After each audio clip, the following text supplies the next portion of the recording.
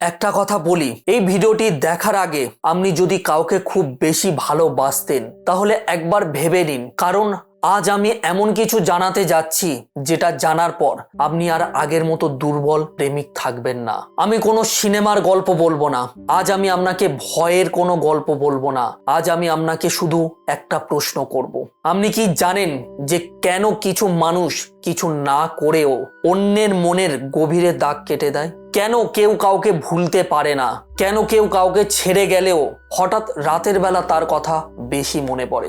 শাস্ত্র বলে এটা কোনো কাকতালীয় নয়, এটা শক্তির খেলা।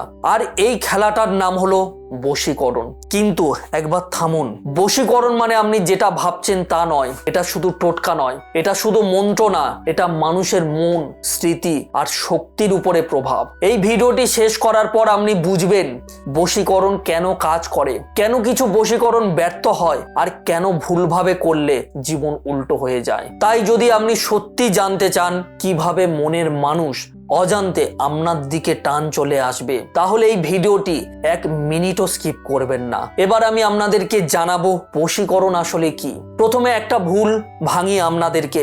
শাস্ত্রে বশীকরণ মানে কারোর ইচ্ছা ধ্বংস করা নয়। তন্ত্রশাস্ত্রে বলা হয়েছে মন আগে বশ হয়, শরীর পরে। অর্থাৎ আগে মানুষের চিন্তা বদলায়, তারপরে তার আচরণ বদলায়। এই কারণে জোর করে প্রেম টেকে না, ভয় দেখিয়ে সম্পর্ক থাকে না, কিন্তু টান থাকলেই মানুষ নিজেই ফিরে আসে। বশীকরণ মানে মানুষের ভিতরের দরজাটা খুলে দেওয়া, ভেঙে ঢোকা না। এবার আমি আপনাদেরকে জানাবো যে কেন মনের মানুষ দূরে সরে যায় বেশিরভাগ ক্ষেত্রে। এই অংশটা কিন্তু খুবই গুরুত্বপূর্ণ। যখন শাস্ত্র বলে যখন দুজন মানুষের মধ্যে শক্তির ভারসাম্য নষ্ট হয়, এক পাক্ষিক টান তৈরি হয়, অহংকার বা ভয় ঢুকে পড়ে সম্পর্কের মধ্যে, তখন কিন্তু সম্পর্ক ভেঙে যায়। আপনি লক্ষ্য করেছেন কি যে যাকে আপনি বেশি চাইছেন সে কিন্তু ধীরে ধীরে দূরে দূরে চলে যাচ্ছে? এটাও কিন্তু কোনো কাকতালীয় না, কারণ শক্তির খেলায় দুর্বলতা কখনো আকর্ষণ নয়। বশীকরণ এখানেই কাজ করে, এটা আপনাকে শক্তিশালী করে। এবার আমি আপনাদেরকে জানাবো বশীকরণ কেন সবাই করতে পারে না। এখন একটা গোপন কথা বলি, সব মানুষ বশীকরণ করতে পারে না, কারণ যার মন অস্থির তার কিন্তু শক্তি ছিন্ন ভিন্ন হয়ে যায়। এবং যারা সন্দেহে ভোগে, ভয়ে থাকে, যাদের মনে অধৈর্য, তাদের বশীকরণ কাজটা করে না, বরং উল্টো ফল দেয়। এই কারণেই অনেকে বলে আমি কাজ করেছিলাম কিন্তু হয়নি। সমস্যা টোটকায় নয়, সমস্যা মানসিক অবস্থার। বশীকরণ কেন এত ভয়ঙ্কর হতে পারে এই অংশটাও কিন্তু খুবই গুরুত্বপূর্ণ, কোনো স্কিপ না করে দেখুন। প্রথমত, ভুল উদ্দেশ্যে করা বশীকরণ নিজের মনকে দুর্বল করে, কর্মফল তৈরি করে, ভবিষ্যতে বড় ক্ষতি কিন্তু ডেকে আনে। তন্ত্রশাস্ত্রে পরিষ্কার বলা আছে যে শক্তিকে খেলনা ভাবে, শক্তি কিন্তু তাকে খেলনা বানায়। এই কারণে প্রকৃত সাধকরা সবাইকে কিন্তু সবকিছু শেখায় না। এবার আমি আপনাদেরকে জানাবো বশীকরণের আসল রহস্য।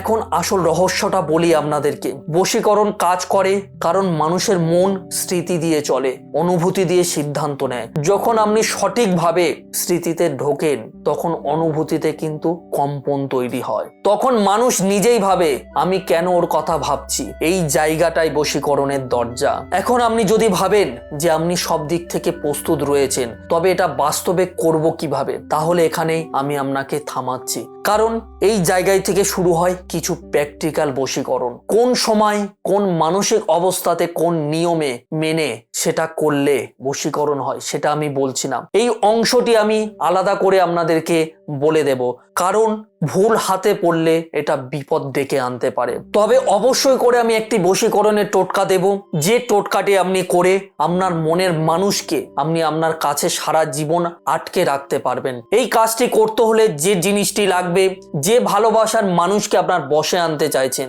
সেই ভালোবাসার মানুষের অবশ্যই ছবি প্রয়োজন হবে এবং আপনার ছবি প্রয়োজন হবে। দুটো ছবি আপনাকে জোগাড় করতে হচ্ছে।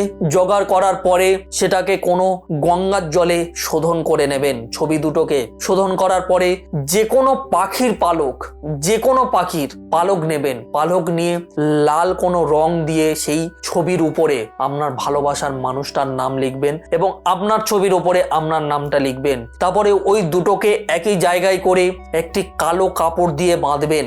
বাঁধার পরে আপনার কাছাকাছি কোনো কবরস্থানে ফেলে রেখে দিয়ে চলে আসবেন।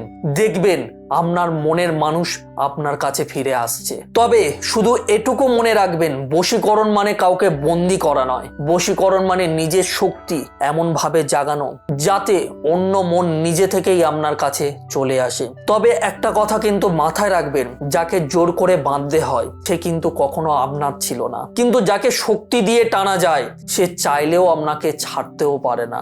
এই ভিডিওটি যদি আপনার ভেতরে একটা প্রশ্ন জাগিয়ে দিয়ে থাকে তাহলে অবশ্যই কমেন্টে লিখুন, কারণ আমি পরের ধাপে যে বিষয়টি নিয়ে আলোচনা করব খুবই রহস্যময় সাবজেক্ট নিয়ে। সেটা দেখতে হলে অবশ্যই চ্যানেলটিকে সাবস্ক্রাইব করে সঙ্গে থাকতে হবে। ভালো থাকবেন। ওম নমঃ শিবায়।